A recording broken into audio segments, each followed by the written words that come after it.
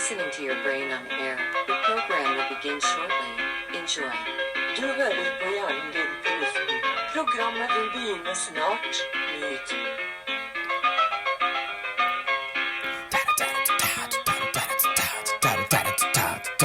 Good afternoon, everyone. Welcome back to Your Brain on Air. I am your host, Ollie Vogt Larson, and happy Tuesday, folks. Record numbers of Americans are in credit card debt that they cannot afford to pay off. Isn't that the type of news that you need to hear this morning? Your grandmother, she's been calling you and you've been ignoring her phone calls. It's because she is currently financing her groceries through Klarna.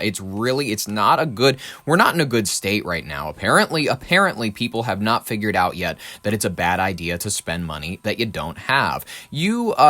Honestly, we are dealing with adults, and they still need to be looked after, quite frankly. Some people, they let them take it to the grave. Did you actually know this? This is real. There are some real knuckleheads out there. I knew a guy one time, he showed me his Chime or whatever, it was like a green app, and it was like whatever. He was $23,000 in debt. He needed the price of a 2023 Mitsubishi Mirage to be broke. He needed that much money in order to break even. It was like, I'm going to be honest with you folks, who the hell involves themselves with this system by choice? My credit score is 0, but because it's better to be free than to be a Gentile sitting around going, look at my good goy number, which is what a credit score is, by the way. It's how good of a usury-ridden goy you are points. Let's hear about how record numbers of adults are apparently retards. Go.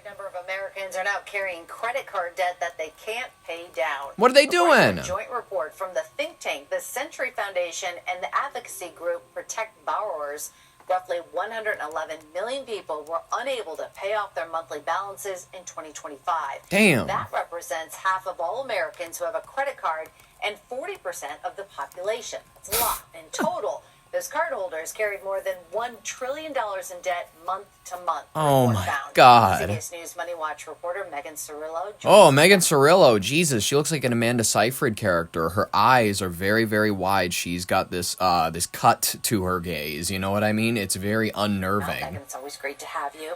These findings show that Americans were struggling with monthly credit card bills even before the war with Iran ran up oil and gas prices. Is this something that's going to push it over?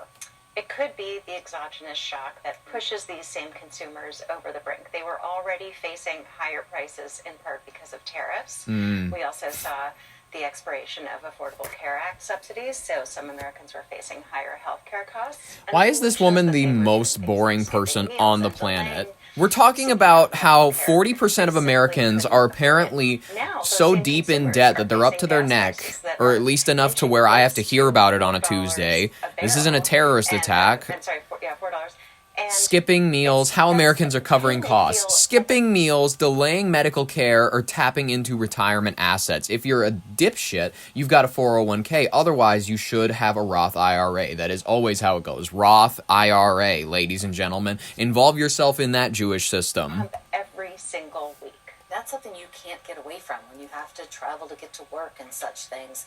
So in Walk. January, President Trump floated a proposal that would cap credit card interest rates at 10%. How could that help, and where does that stand? The deadline, which he said at the time was January 20th, has come and gone, and at the time it wasn't clear how it would be enforced anyway. There's bipartisan legislation that would cap interest rates at 10%, but the president has not officially endorsed it. The research that you cited a moment ago found that a 10% cap would be saving consumers $368 million a day in interest payments. That's the difference between what they're paying on those balances with interest rates hovering. The fuck are you idiots doing shopping on Amazon with a credit card? I'm just going to be honest with you. 40% of Americans, this is reaching some of these people. Quite frankly, people, let's be honest. So many people, they love to bitch about privilege, but they avail themselves of one of the most important privileges, to know certain things, to protect yourself. Like maybe financing a steak dinner for your needy girlfriend isn't worth it if you're paying it off till 2040.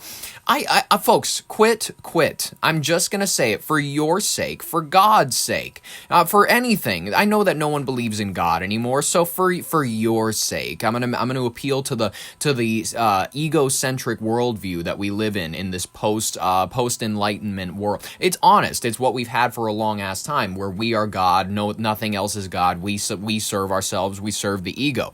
Ladies and gentlemen, I'm just going to tell you right now, maybe dump the girlfriend, quite frankly. If she's that much of a drain on your account, I'm going to say it. Get bank, or starve like the paupers that you are. I'm just going to be honest. Enough of this, by the way. We've been doing this whole let the poor people live like the rest of us mentality. It's what led us to the 2008 crisis, when we were letting guys who work with plaster buy 3-bedroom homes in upscale Minneapolis. It's like what led us to this fake phony stuff like food stamps, pretending that every fuck up in society is our responsibility, when maybe, I'm just going to be honest, people who fall between the cracks belonged there. Has anyone considered that? Maybe the lesson wasn't to save the people from the cracks, but to let the cracks act as this kind of sifter, letting the lesser powderize and fall, and the sturdy, solid chunks live at the top. Is that too real? Is that too honest for people? Whatever. If you get a DUI, throw yourself off a bridge. If you're dumb enough to get caught, that's on you, ladies and gentlemen. There's honestly, it's 2020. It's the big 26. It's 2026.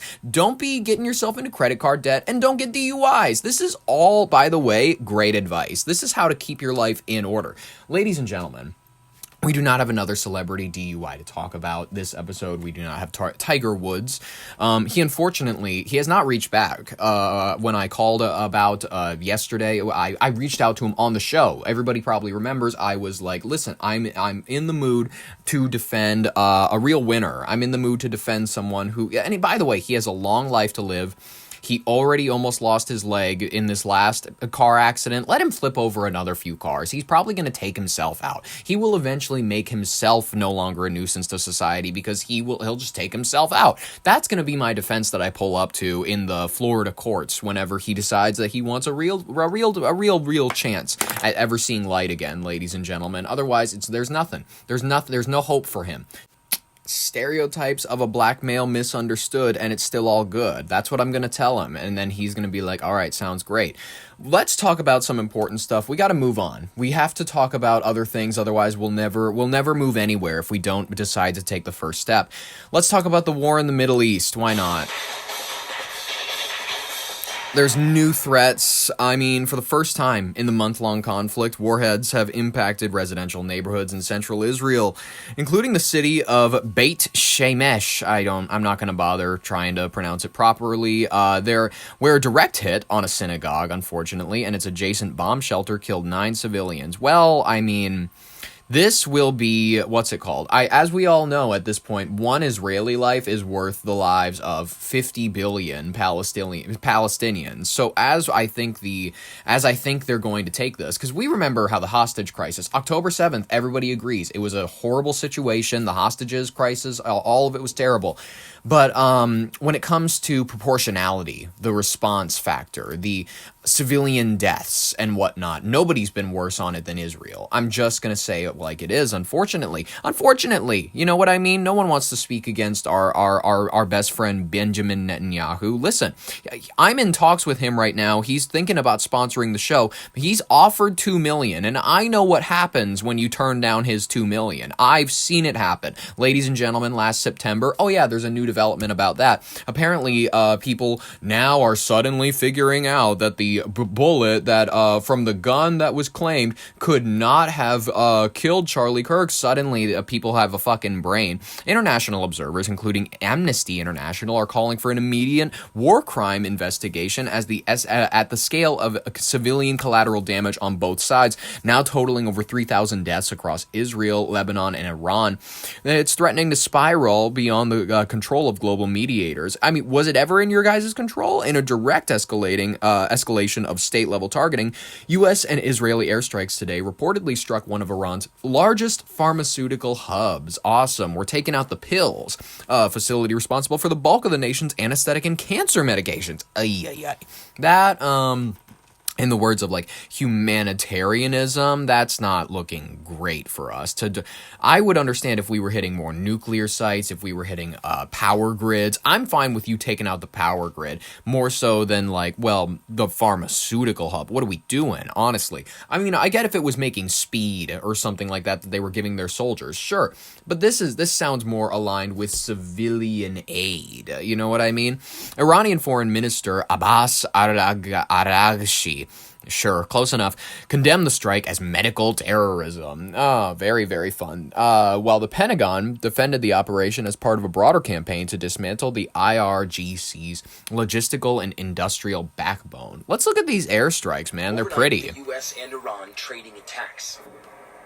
President Trump posting an image to Truth Social with no description of what appears to be a U.S. strike in the city of Isfahan. By the way, he's loving this. I love how much he is enjoying himself. I don't want a president who's going to pretend to be shaken up. You know what I mean? I feel like if we had a Jimmy Carter or a Joe Biden in office right now, they'd be going up to the podium. They'd be saying the civilian casualties are devastating to us and whatnot. They'd be putting on the farce, the face. I love so much more this flagrant, this open, and quite frankly more honest form of communication from our leaders. I actually appreciate a clear, solid vision, which is we're willing to do anything, whether that means sending your sons and daughters to war, whether that means anything along those lines. Well, we're going to do what we got to do. And if it means that we get to enjoy maybe a summer in the Hamptons, if it means we get to enjoy golf stays in South Florida, we will encourage whatever we got to encourage. Video circulating online showing the massive explosion lighting up the night sky. The Wall Street Journal reporting the Iranian military installation. Right there, that area where they just leveled, that is where Trump Tower, is it like his fifth one? That's where that one's going to go up. Was struck with 2,000-pound bunker buster bombs. And this is the oil tanker hit by an Iranian drone strike Monday. Fire breaking out on the vessel docked in a UAE port. A reminder the Strait of Hormuz remains effectively closed. Iran also sending a wave of missiles over Israel, a day after this strike on this oil refinery in the country's north. A fireball erupting from the site, and now with the prolonged war hitting the global economy, pressure is mounting on the Trump administration as American service members become targets. These new images show a U.S. radar jet destroyed by an Iranian attack. Pieces of that U.S. Air Force E-3 Sentry scattered among debris at the Prince Sultan Air Base in Saudi. We have American soldiers. We have American servicemen and I think it's mostly men, but there are some women who are suffering Buddy Holly level deaths, crashing into fields in Iowa. At this point, we're not too far off from like the day the music died every day, and it's gonna be like some kid you went to high school with.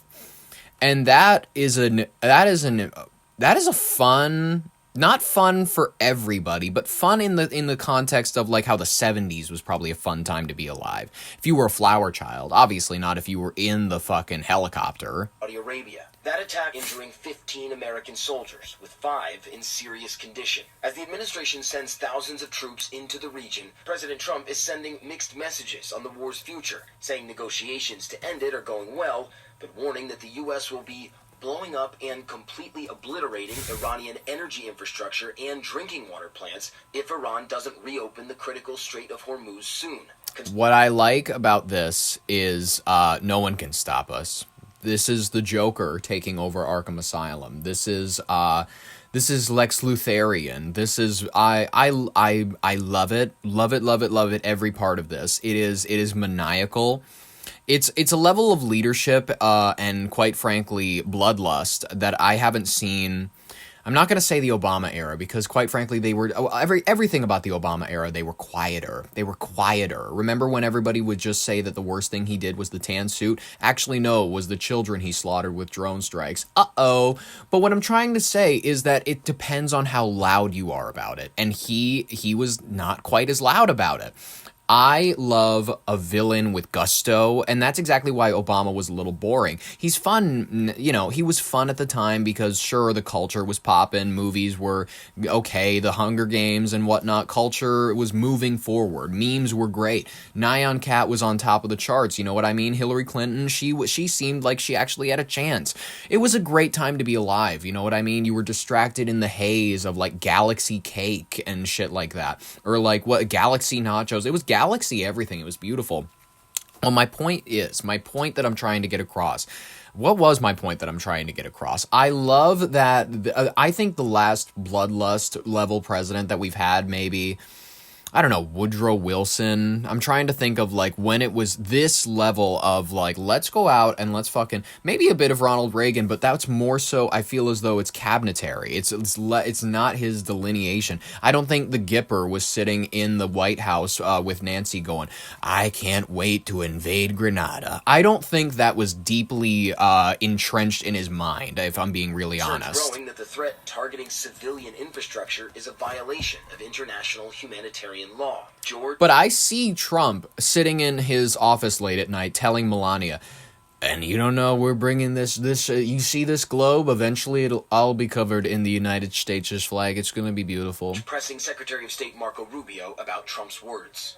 That's a great expansion of the objectives. Well, I think the first point the president makes is he prefers diplomacy.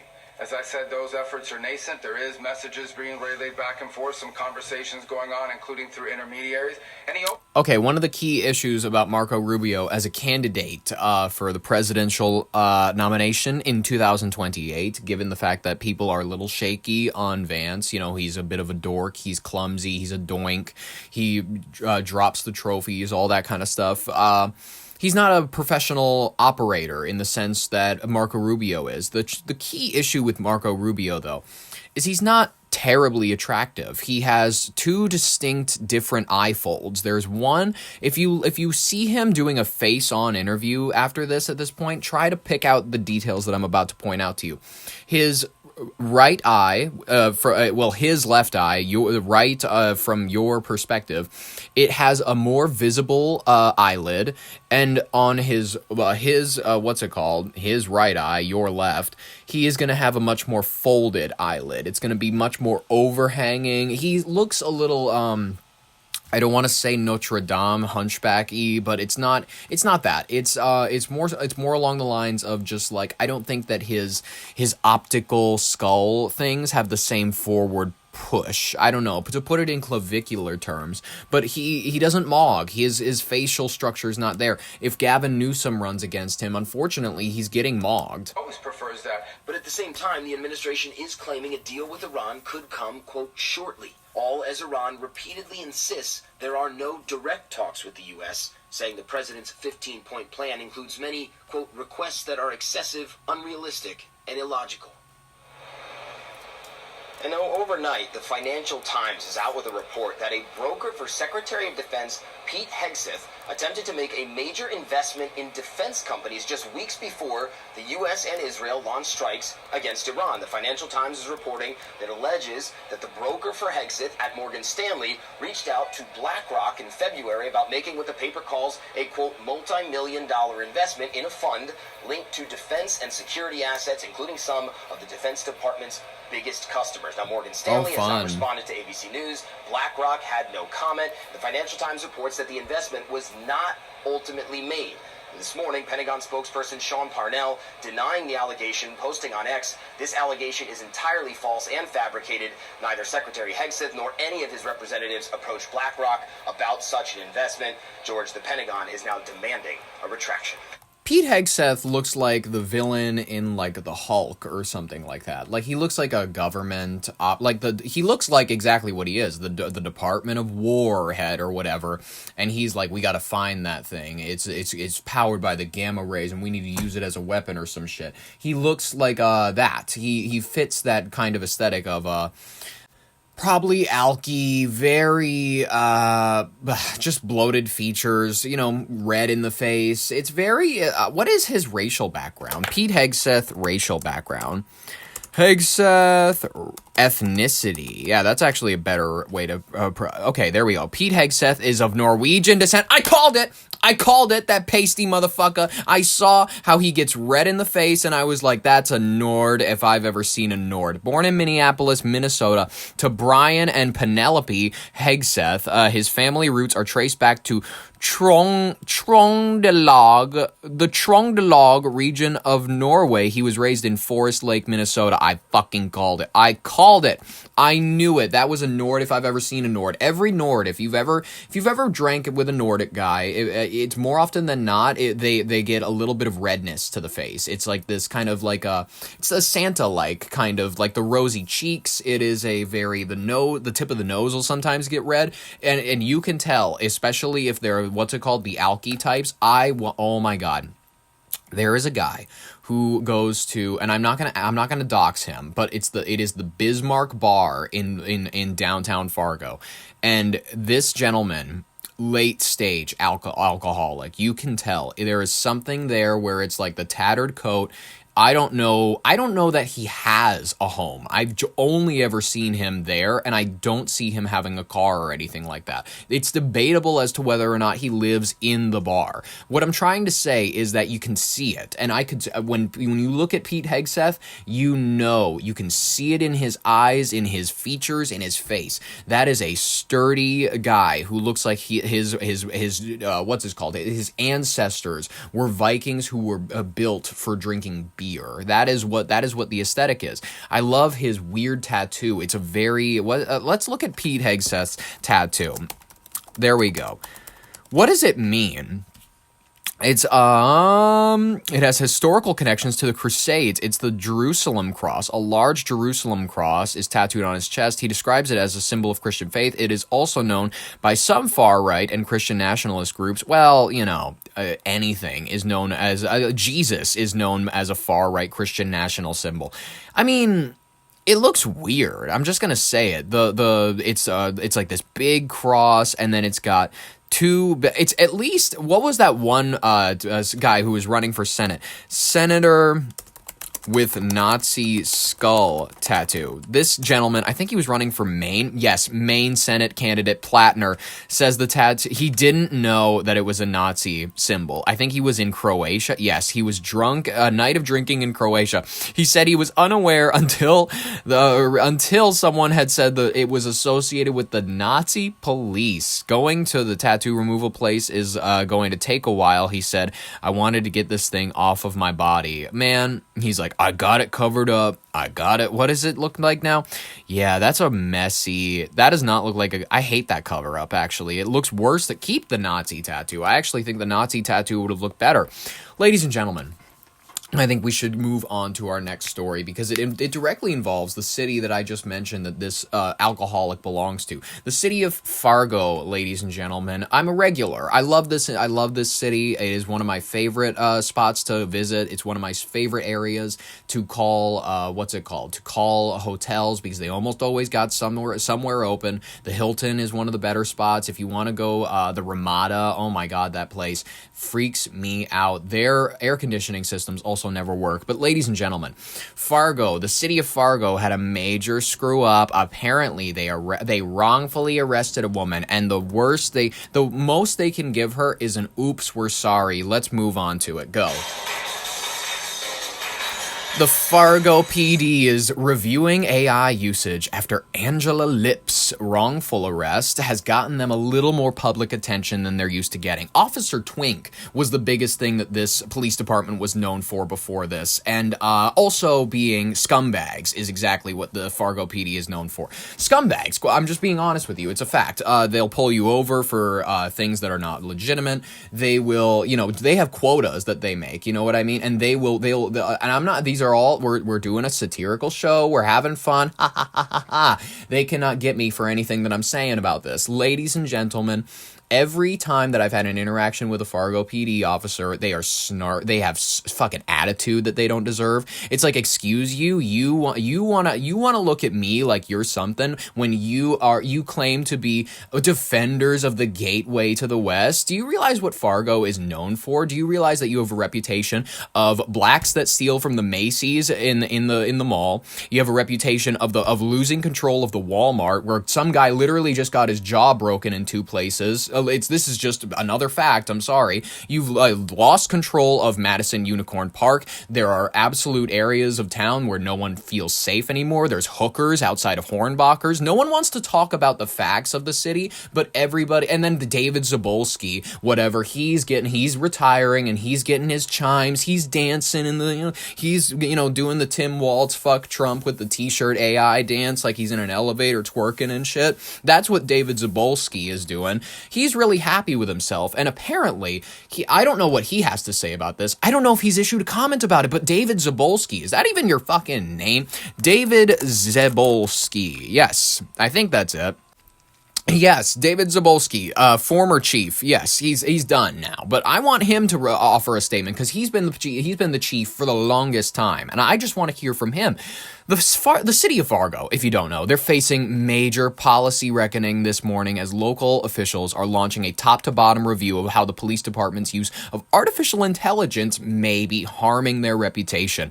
The move is coming in the wake of a high-profile wrongful arrest of a woman named Angela Lipps. Bad last name, Lipps, a local resident who was misidentified by a facial recognition software. Ladies and gentlemen, this is why I do brown face. This is why I do white face. I actually change my skin tone every other day when I go out. And people will be like, oh, you can't say that. You can't do that. Drewski is redefining what it means to do racial makeup, ladies and gentlemen. And you don't notice me when I'm going out. I have the lips to pull it off, ladies and gentlemen. Some people, they have the thin lips, so when they do another race, it doesn't look right. But with me, it's like Fred Armisen. I just kind of melt into it. Lipps was taken into custody for a crime she didn't commit after the algorithm flagged her as a match for a suspect in a felony theft case. City leaders say that this is a pause and pivot, and it's necessary to ensure that the technology is serving as a tool for justice rather than a source for an automated error that upends lives of innocent North Dakotans. The controversy, if you don't know, in Fargo is echoing a similar heartbreaking story out of Tennessee. A grandmother has finally been released after a week in Nashville jail. In the case, the AI facial recognition system of her area reportedly led investigators to believe that she was a participant in a multi-state retail fraud ring. Despite the rock-solid alibi and no prior criminal record, she was held for manual review by the footage by human analysts, and they revealed that it is distinct and obvious in the differences. She clearly is not the woman. The AI had simply glossed over that. The grandmother's legal team is now calling for a federal ban on black box algorithms in law enforcement. I actually would agree with this one. We don't want to be in the area of China where you have to worry about the police having a rip of your face. That is terrifying to everybody. Arguing that the technology is prone to demographic bias that disproportionately targets older individuals and people of color. Yes, use the people of color card. Absolutely. If this is going to help all of us, yes, pull the people of color card. The Fargo model of AI oversight begins to take shape. Privacy advocates and tech experts are warning that these 2 cases are likely just the tip of an iceberg. I mean, what else would you expect? Fargo's City Commission is expected to debate a new human-in-the-loop mandate, which would require at least 2 independent forensic analysts to verify an AI match before a warrant can be issued. Why hasn't there been a rule beforehand? Fargo is run by retards. That's perfectly fine. They took them this long to ban camping. It took a woman getting raped by the Red River. I'm saying that word, by the way. I'm not going to say graped, because then you take away the power of the word. You take away the seriousness of the situation when you go, a girl was unalived and graped by her grandfather by a river or some shit. No, this actually was a homeless person who had raped a woman by the Red River. This happened, and it took all of that. It took took the homeless people under the bridges. It took people getting harassed. It took people that can't take their kids to the park. Took that to the point that these retards sitting at city council finally went, oh, maybe we should do something about the homelessness. Maybe we should ban public camping. They even let some fucking glasses weirdo sit. I understand. I have to have public comment. I don't think that he is even a resident, so I don't know why he was even there. I think you need to you should like prove your address in order to speak at a city hall. You need to live in the city or in order to have a say. Like I'm sorry. The homeless deserve a say in the politics of the city? They're not residents. They're literally not residents. What are you talking about? With trust in digital policing at an all-time low, the outcome of these reviews is going to set a new national precedent, for how cities are going to balance the new speed of technology with the fundamental right of innocent until proven guilty.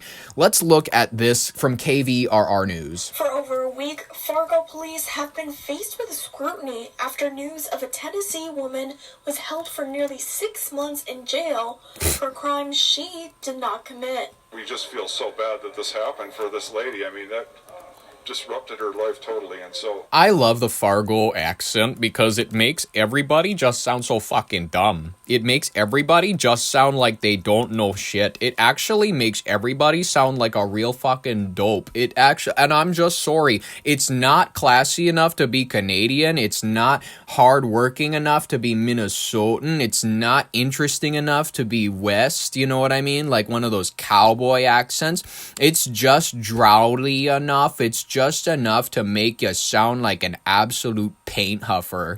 there's things that we can do. And by the way, all of them talk like this. I've been around this area so long. It's every one of them of a certain generation. Every single one of them. We will do. And the first step is to have this investigated as to what were the actions that the city took. The city took. So that's our next step is that. Early this week, city commissioners held an executive session to discuss with an attorney on actions they may have to take in the near future with Angela Lips. While City Commissioner Denise Kolpak knows Fargo police will do their own investigation, she believes there still needs to be better communication. Tim Mahoney, quit targeting me with parking tickets. The police department, you're an embarrassment. In the future. Where there's an analysis after the fact and what we can learn and what we can do better, but I think communication overall could have been better about this. But besides communication, the one thing that has been on everyone's minds has been the use of artificial intelligence in this case. There's a lot of great applications of AI, but I think a lot of Fargo residents don't understand how it's being used, and I don't think the city has done a good job of being proactive in that conversation. But I think we should put a pause on that. I'll rip my yart when I'm driving through the streets of Fargo. It's like and by the way, it looks like nicotine. So that is the key. You can't be rolling around with a Miller Lite anymore. I'm sorry, guys. It's not the 2010s. It's not the 2010s. I used to have my dad roll around the streets of Fargo when he would go get a haircut. He would have a mixed drink of squirt and vodka, and he'd shake it up real good with the ice in it, and then he'd pop it, and then he'd drink it at the wheel, and he'd have alcohol on his breath while he went to go get his haircut by some bitch.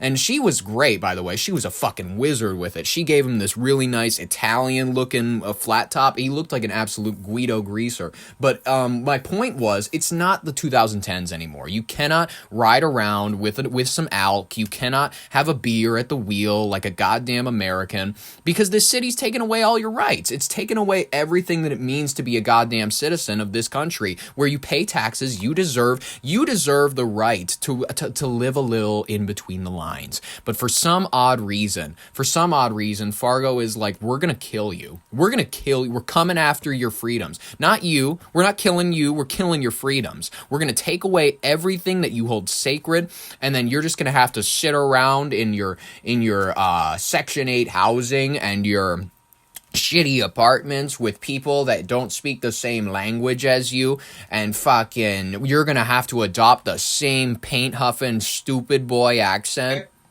Give us some more observation and really develop it to the point where at least we can be 75, 80%, 90% sure.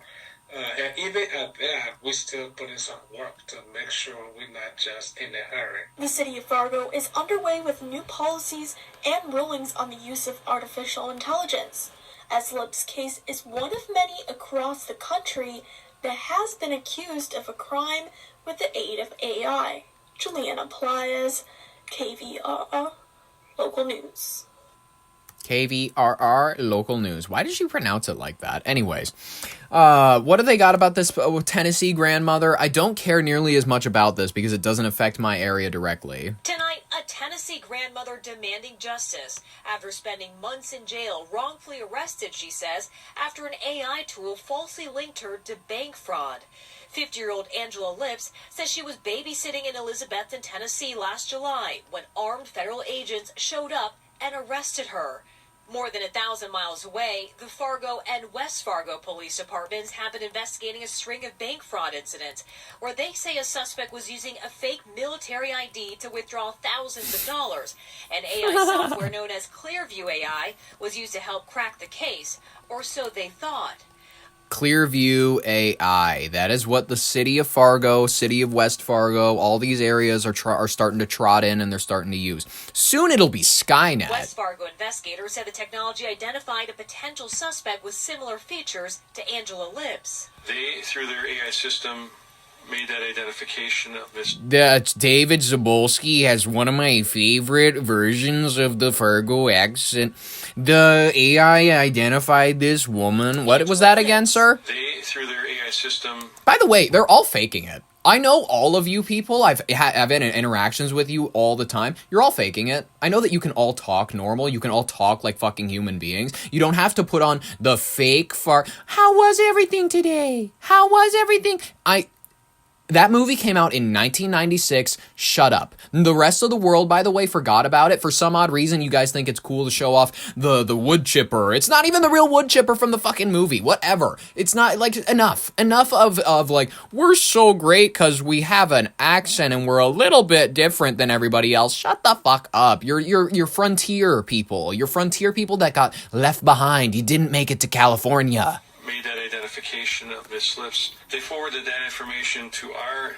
By the way, that's what Fargo is. It's like all the people that got left behind on the Oregon Trail. Like all the people that were on their way to Oregon or like on their way to the West Coast or to the Gold Rush, all that shit. The people who like stopped by in Fargo, some of these people, they were like ghosts and they just got caught here. And unfortunately, it's year after year after year, their relatives have been forced to keep this by the way, it was supposed to be like a trading post. It was supposed to be like a little spot that like nobody, it was supposed to be a Passover town. And now for some reason a ton of people are calling it home. What are we doing? Detectives who then assumed wrongly that they... Fargo residents are people who got lost on the way to Bismarck. It also sent in the surveillance photos with that photo ID. Lips, who says she's never been to North Dakota, was arrested for the crime, spending months in jail before an attorney was able to use bank records to prove she was in Tennessee the whole time. That is so funny. And issued a nationwide warrant based on extremely limited evidence that didn't connect her to the crime and didn't address basic questions. They dragged her to North Dakota. They weren't able to connect the stolen money to Angela in any way. Ultimately, the charges against Lips were dismissed. How rare is something like this? Unfortunately, it's not rare at all. For many places, it's a Wild West. And in the absence of strong rules and guardrails, you see mistakes like this because there simply isn't a proper set of procedures for how you're supposed to handle these new technologies. Clearview AI says its technology generates leads. It does not make identifications, draw conclusions, or recommend arrests. Generating leads, that is the definition of making an identification, drawing a conclusion, and then recommending an arrest. That is the definition of generating a lead. So what are you doing? What are you saying? You sound dumb. Police in Fargo say they're working to update its policy on the use of AI and facial recognition tools, and that the investigation isn't over. We're happy to acknowledge when we make errors, and we've made a few in this case. Few in this case, for sure. What was the end of that sentence, retard? Meanwhile, Lips says that one... Oh, there was no end to that sentence, was there? David Zabolski, retard. Cost her everything. Kathy Park joins us now. Kathy, is the woman arrested in this case planning to pursue any legal action against authorities in North Dakota? Is she? Yeah, Tom, so her attorneys are now looking into possible civil rights violations. Good. A lawsuit is likely, but you guys have so much coming your way. By the way, City of Fargo, I hope you got to dish out hundreds of thousands. I hope this takes away so much from your city budget, because I don't care. I do not care. It's only going to harm. They're going to be like, we can't get another we can't fund another water park or fucking stadium no one's going to use or some shit. We can't afford another addition to the Bison Stadium that no one actually supports or knows about or cares about. The only people who care about the Bison live here, and the only reason they care about it is because they live here. I'm sorry, ladies and gentlemen. They're not a quality team. They're not a Division 8 or whatever the fuck they call them. It's whatever. gathering information and building her case. But Tom, as a result of sitting in jail for months, Angela says she lost just about everything: her house, her car. She's now living with her neighbors. An online fundraiser has been created for her. It's already raised over $70,000, so her story is definitely gaining more traction. Hey, I better shut my mouth, because before I know it, David Zabolski, before I know it, you're gonna target me and you're gonna have me in a cell. Before I know it, you're gonna be like, oh, did he say something that can be vaguely construed as a blah, blah, blah, blah against the police? Go send somebody to his house. I can't wait. It's gonna be exciting. I can't wait for and I can't wait to open the door and see a couple of your goons standing out there, and then I'm gonna go, is this real? David, really? He's that upset about this? I called him the other night and he said, Ollie, it's perfectly fine if you talk about me on your show. I really like the show. He's like an iCarly fan, straight up. David Zabolski, if you're hearing this, we love you too, sweetie. Actually, I'm tired of talking about Fargo PD. They're scumbags. They'll arrest you for no reason, whether they're white, black, or brown, by the way, because they have a bunch of people. It's mostly white people, let's get honest. Bring Officer Twink out, by the way. He's the best one of you. Officer Hennings, is that his name or some shit? Officer Hennings, I'm pretty sure is exactly what his name was. It was on Instagram. Bring him out. He's the best one of all of you. He is the best example of all of you. He could, and get that old geezer who is a horrible representation, who chased, by the way, still hasn't solved the crime of the shooting on Broadway last year. Totally chill that he went and chased Tyreek Jones, the wrong person, for an entire year. We get it wrong sometimes. We're happy to admit when we make mistakes. David Zabolski, you cringe. You're cringe. Whatever. Ladies and gentlemen, this is a satirical show, so if they try to come at me, I didn't do anything wrong. I love covering myself like that. Let's cover some other stuff. Let's get into the rapid fire section of today's headlines. David Zabolski, are you ready? Let's move on. Let's get on to it. Let's cover a couple of things, because we can't dedicate 3 to 4 paragraphs to literally everything that there is to talk about, otherwise we'd be here forever. So, groundbreaking new research has found and confirmed a lethal link between, what is it? Vaping and cancer. Oh my God. This is maybe one of the most obvious and expected articles I've been looking forward to the last few years. Everybody knows that it's not the best for you. It's not going to stop anybody. New research has found that vaping alone is likely to cause mouth and lung cancer. Mouth and lung cancer. Vaping alone. Vape with your friends then. Until now, research has long focused on vaping as a gateway to smoking. Less attention has been paid to whether it causes cancer in its own right. This Aussie-led report says it does. I don't know that I trust the Aussies. And this guy, he looks like a cancer cell. This Bernard Stewart, this guy who apparently put out the article, this guy looks like cancer if he was a person. The idea we had that vaping cancer was through smoking. Because vaping in its own right can cause cancer. The research was led by UNSW and analysed a range of evidence, including case reports, studies in humans, and chemical analysis, even studies on mice. Of course. What I love is that as humans, we always do the mice trials, even though we've proven they're very dissimilar to human biology, and they're not always a great indicator of how medications are going to work on us. but we always have to brutalize a couple of mice because they're some of the most available little creatures out there. Can you imagine if we did this on guinea pigs? I feel like people are grossed out a little more by mice, but if we did this on guinea pigs, we do it on guinea pigs. That's where the term guinea pig comes from. But if we did this regularly as we did on mice, I feel like people would have a little bit more of an ick around the scientific community. I have an ick around this guy. I don't want to hear some fucking old fuck who cannot manage to keep the bags, these pus-filled bags under his eyes. They look bad, man. You look like you need some sleep. Quite frankly, anybody who can't look smacks can't tell me shit about what's good for me. Exposed to e-cigarette aerosols for some months. You look like you need some aerosols, you old fuck. And developed lung cancer. And much more than the controls who weren't so exposed. It took almost a century for smoking to be recognised as a cause of cancer. Researchers don't want the same delay with vapes, with concerns a new generation is already facing irreversible harm. But researchers say it will still take decades before the full effects of vaping are known. Unknown, ladies and gentlemen. Ladies and gentlemen, Larry Fink, he's out there offering great advice to your children. He's saying, maybe we've overvalued getting a degree in this modern society. By the way, he's just stealing this from me. I said this a few months ago. I was saying that college is overrated way before this. This was the 25th of March, and I was way ahead of the ball on this idiot. We as a society probably overdid the value and the need for everybody to go getting a university degree. I think he doesn't mean his kids, obviously, but he means your kids. He means that your kids should go off and, like, weld or some shit. For the last 40 years, we told our kids not to be in blue collar. Right.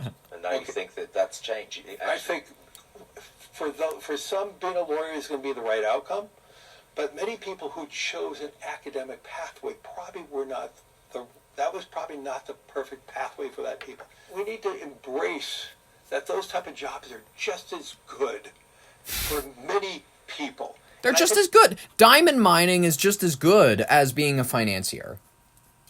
Being an African chained to your brothers and sisters, mining in the mines, literally. Maybe you've lost an aunt or an uncle to a cave-in or two. Guess what they do? They just cut the foot off. They cut the foot off of your uncle. He's still buried in that one canal that got fucking, shit fell all down it, and now you see his foot every day. I'm just gonna be honest with you. He's telling the truth. You should go be an electrician. Go work in the construction industry because that's just as good, apparently. You know what I mean? Why would you want to work 5 days a week, have a salary, have a good plan, work up the corporate ladder? Why would you want to do that when you can live paycheck to paycheck and, like, work in concrete? Why wouldn't you want to do that? What we did wrong, we really put judgment on so many jobs. And so many people who probably should not... I do remember that at a certain point, though. I did have older influences in my life. It was Gen X and Boomers, specifically. Gen X and Boomers, they're kind of a couple generation in a way, where, like, the Gen X are kind of the little fulfillers of the Boomers' needs and wants and whatnot. The Millennials have their own distinct personality. The Gen Z are starting to formulate their own. It's more drug-oriented and weird and self-obsessed, and I don't love that, but whatever. But the Gen X struggled to formulate their own personality, you know what I mean? Between the Boomers that loved Elvis, all that shit, and the Millennials who, like, got into fucking, I don't know, Smashing Pumpkins is the usual example I use for them. The Gen X crew, they watched Johnny Depp grow up with them. You know what I mean? They went and saw Nightmare on Elm Street in the theaters. They're the Breakfast Club generation. That's what I love to call them. They very much lack personality in many regards. They don't have their own individual drive. They're sort of being forgotten. You know what I mean? Most of them are, 40s, 50s. Some of them are in their late, what is Gen X now? What ages are Gen X now? 46 to 61.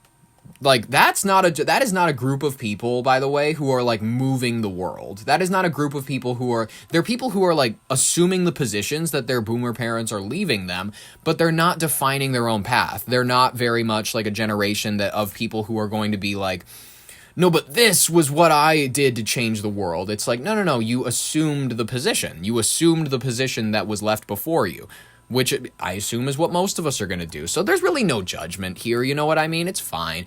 NASA gives the go for April 1st to launch the Artemis 2. Where is it going, though? Is it going to be going anywhere? In 48 hours, 24 minutes, and 50... Oh, we're going back to the moon. Are you fucking serious? Okay, it's Florida. Apparently they're launching from there. Seconds, 4 astronauts will be sent on a historic trip around the moon. Why? Last hour, NASA gave the go-ahead for Wednesday's launch. Are we going around the moon, or are we actually returning and landing back on it? Is Megyn live at Kennedy Space Center right now. Megyn. Kennedy Space Center, go. Yeah, NASA officials say that the mission remains on track. They said that the vehicle, that the system, and that the crew are all ready to go. And as you mentioned, that countdown clock is now officially turned on, making this really feel very real. And just the atmosphere here at the press site at Kennedy Space Center has changed so much. The amount of people who are out here compared to this time last week has increased incredibly. Typically, it's just the local news out here, but we have national media out here as well, because this is a very big launch. This is the first time that we are launching 4 humans around the moon for the first... Around the moon. This is dumb. This is such a distraction piece. This is so nothing. This is actually... I'm done. We're going to cover the Charlie Kirk thing. All right. Apparently, people are now figuring out that gun, even though we talked about this when he was first shot and killed, that gun, there's no way it could have been the gun that killed him because of the bullet trajectory, because of the power, all of that sort of stuff. Apparently now law enforcement has caught up to the idea that maybe Candace Owens was right, but which, by the way, she was. She probably was, and she probably is about Brigitte Macron. I'm sorry, many people don't want to be honest about the fact that the French Emmanuel Macron is dating a tranny. No one wants to, op up to that, but I will. We're following new developments in the case of Charlie Kirk's alleged assassin. Now remember, Tyler Robinson is accused of killing the right-wing activist at a campus event last September. But now his lawyers claim the fatal bullet... I love how we call him right-wing activist. I love how we don't retroactively go, this left-wing activist, MLK Jr., this left-wing activist, because admittedly, left-wing, he was deeply left-wing. Do you want to talk about how he was going to re-socialize shit? Do you want to talk about redistribution? Or do you want to talk about the 3 quotes that white people like, but that MLK threw out? We want to talk about the left-wing activist Malcolm X? That may not match the gun allegedly used in the crime. It's been nearly 7 months since conservative political activist Charlie Kirk was shot and killed during a Utah Valley University campus event on September 10th last year.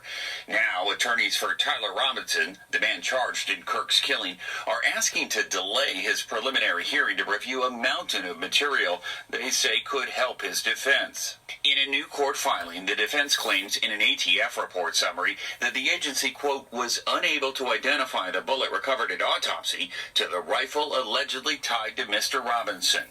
Doesn't mean that those bullets aren't the same or that they aren't connected. It just means there isn't enough evidence there to come to a conclusion. CBS News legal contributor Jessica Levinson says this is not unusual. It is sometimes difficult to match bullets that were recovered at autopsy with bullets that are associated with a defendant's gun. And that could be based on lack of evidence and lack of markings on those bullets. Robinson has been charged with aggravated murder in Kirk's death. He has not yet entered a plea. Prosecutors intend to seek the death penalty. Robinson hid the gun and told his roommate to delete incriminating text messages. Prosecutors allege Robinson... That was a love story for the ages. Please, enough people targeting and saying that Tyler Robinson is a villain. He's redefining what it means to have a trans furry boyfriend. I'm sorry, what is it with the I'm sorry, I'm not trying to target the trans community, all right? Emmanuel Macron happens to be dating a transgender person, and Tyler Robinson happened to possibly have a relationship with a transgender furry. Is there any issue with that? I mean, admitted to killing I'm not judging them. in those text exchanges. Roommate You weren't the one who did it, right? Robinson, I am. I'm sorry. Prosecutors also say they have DNA evidence that connects Robinson to the killing. Levinson says the inability to conclusively match the bullet won't necessarily damage the prosecution's case. The prosecution has other evidence to rely on. This does not completely undermine their case. We're following new developments. Well, it may, you know what I mean? I'm not saying free him. I'm saying that maybe there's a little bit more than we're looking at here. Let's talk about our final story, because it's probably the most emotionally devastating to me, because Lindsey Graham, one of my favorite senators, a gentleman, a true gentle man. He is, a little light in the loafers, whatever we want to say he's a fag. He's our favorite senator that we love to revisit because he's LGBTQ representation. And I know it's not Pride Month, but he is making it Pride Week, because let's talk about these images we got of him heading out to the happiest place on earth, ladies and gentlemen. Go, go, go. What is Lindsey Graham doing at Disney World, and why do Congress people keep getting photographed here? Ladies and gentlemen, we have to talk about this, because I am worried about the mental standing and stability of people serving in our elected government. I'm worried about what this means for our culture, because it's just becoming way more normalized. Sophia Nygaard, and by the way, I'm not saying the N-word, that's just her last name. She's Dutch, look it up. Or Dutch, what is she? What is the last name Nygaard? What is the last name Nygaard? There we go. I think she's Dutch. It's a Scandinavian, Norwegian, Danish name meaning new farm or new enclosure. There we go. Essentially, she redefined it. She was like, yeah, adults, millennials, they can go on dates to Disney World now. Well, the boomers are taking it a new step further. They're going, you don't even need a date. You can be a single gay man, and you can walk around with a bubble wand. You can walk around and ride Space Mountain. We have images of Senator Lindsey Graham at Disney World. It's the face of the nation right now. Everybody is talking about it. The South Carolina Republican, my favorite, I love him, was caught in the crosshairs of a new aggressive paparazzi campaign by TMZ. They have pivoted its celebrity tracking resources towards vacationing lawmakers, and I really like that. Lindsey Graham's office has not commented on the trip, and the viral photos have sparked a firestorm of criticism. They contrast the high-profile senator enjoying a family-friendly getaway, while the country remains gripped by the 45-day partial government shutdown and the escalating war in Iran. The reasons these photos have resurfaced now is a deliberate shame campaign launched by TMZ executive producer Harvey Levin, the Big J, outraged by reports of TSA officers selling blood to pay rent during DHS funding lapses. The outlet has deployed photographers and asked the public for tips and clips of any Congress, Democrat or Republican members who have left Washington for spring break. I love that. I love shame campaigns. I will always love holding people to account with what the public thinks of them. Graham is not the only one, by the way, in the spotlight. Senate leaders like John Thune, John Barrasso, as we love to call him, and as well as Senator Ted Cruz, our favorite, has been spotted on various luxury retreats, fueling the narrative that the nation's capital is on recess while federal workers are facing eviction.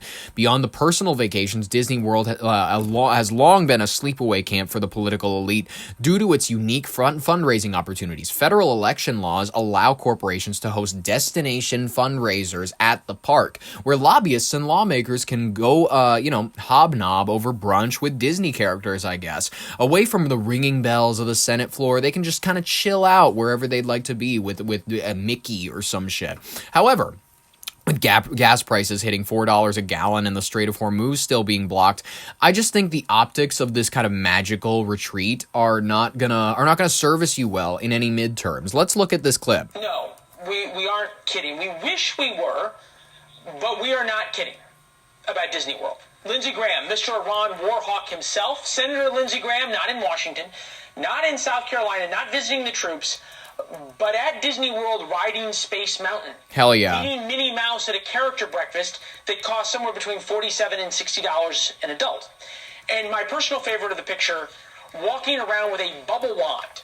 a grown man, a United States senator, at Disney World with a bubble wand. Hell yeah. Harvey Levin of TMZ with an explanation today of why Graham was there. He was born July 9th. 1955. He was born one day after the day I was born. I unfortunately came quite a few years after him. But this man is the ripe old age of 70 years old. He's going to be 71. He is gay. He is closeted, regrettably. Much like Norm Macdonald, he is a deeply closeted gay man. And he has no wife, has no children, and he looks like he's enjoying his time, quite frankly. He's got these nice khakis, he's got a nice button-up shirt, he's got a good belt on, and he's got his bubble wand. This is awesome. He told us directly that he was in Florida for a conference with Steve Witkoff and other Trump officials, but that was in South Florida. He then flew to Orlando and then spent Friday night there walking around the park and then having brunch on Saturday morning. Hell yeah. We have to give credit where credit's due. TMZ put up a request for viewers to send in pictures of their elected representatives on vacation. And I have to apologize to all members of Congress watching because they call it a recess and say they will be back hard at work in their home districts. To them, it's not vacation, it's a recess. So let's check in on some more photos of the very hard work members of Congress are doing. Here's California Congressman Robert Garcia. Well, not back home, but in Las Vegas, his district working hard. Bernie Sanders, the avowed socialist, who clearly inside is a capitalist. He's got his first-class ticket out of Washington, D.C. Hell yeah. And here's Amy Klobuchar wearing a T-shirt at a robotics conference that ironically reads, as you can see, "You're doing a great job." According to Gallup, most Americans don't think Congress is doing a good job. 80% disapprove of Congress.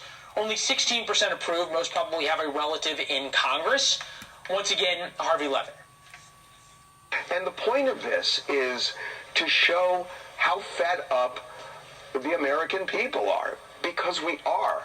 And it's so insulting. Notice that we're not saying Democrat so-and-so or Republican so-and-so, because we don't think it matters. It's all of Congress. Yeah, it is. Congress sucks for a number of reasons, mostly because being in Congress is the best job most members of Congress will ever have. So they're going to do anything to keep it. And compromising is the easiest way to lose your job in Congress. Think about it. Being in Congress is the only job where you can objectively fail over and over again. Fail miserably. In fact, right now the government is shut down because Congress can't do their job, and they still get to go to Disney World. Hell yeah. That's Congress for you. It's the happiest place in the world, ladies and gentlemen. Megyn Kelly, I'm going to give her the final word of the day, because I love the way that she rips things. I love the way that she critiques things. And if you are a left or leaning person saying, Megyn Kelly, I can't stand what she has to say, you're exactly the reason this country's so divided. I would platform AOC if she was taking this down so succinctly. Lindsey Graham is one of the people responsible for getting us into this war, constantly in Trump's ear with, predictions of grandeur and zero downside. He's frothing at the mouth right now at the thought of thousands of our soldiers going over there. All the reports on X, by the way, are, including citing Israeli sources, are that Israel's not prepared to put one soldier's boots on the ground. It'll be all America. Hell yeah. Just American troops going. You thought that Israel was ready to give any of their people? They need them there so that the holy people, Abraham's children, can be welcomed by the grace of God, apparently. Boots on the ground in Iran. Great. And so what is Lindsey Graham doing to support those troops being and the whimsy families who are preparing to put their lives on the line? He's at Disney World. A single man with no wife or children or grandchildren has now been spotted at Disney in multiple photos. Here's one where he's pouring, coffee, water. And there's another where he is walking around with a bubble wand. A bubble wand. Hell How yeah. old is Lindsey Graham? 70? Look at him. There he is in the middle of Disney. Let him whimsy with a max. bubble wand. I'm sorry, but motherfucker. Look at him. He's pushing to take all of our troops and put them in danger so he can get off, because he hasn't been getting off, at least not with a woman, that's obvious, for his life. And now he goes to fucking Disney World while they deploy to Iran, and he's blowing bubbles. Hell yeah. Is this, like, this seems like some sort of weird fever dream I'm in. Is this real? Megyn, we should be co-hosts. Megyn, this is your invite to become the co-host of Your Brain on Air. I feel like we could create magic, ladies and gentlemen. I will keep you posted as to whether or not we get an outreach from Megyn Kelly. But in the meantime, this has been Your Brain on Air. I've been your host, Ollie Vogt Larson. Thank you so very much for listening. I had a wonderful time putting these stories together for you. I hope you had an even better time listening to them.